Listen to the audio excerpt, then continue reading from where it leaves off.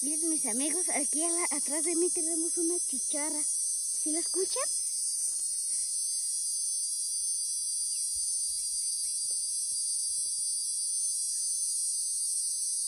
No sé si se alcanza a ver, pero está allá. Y luego miren mis amigos, me acabo de encontrar un peine del maguey con las viejitas antes limpiaban su comal para hacer tortillas, miren.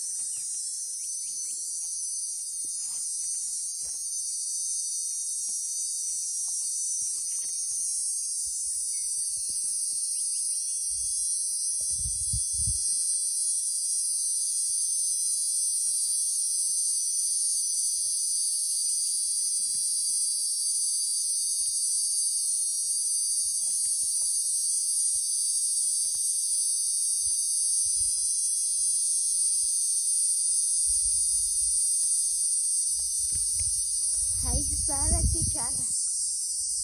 Antes la gente decía que era porque llamaba al agua, pero no, antes ese sonido lo hacen para conquistar a la hembra. A ver, está bien curiosita. Ahorita va a volar.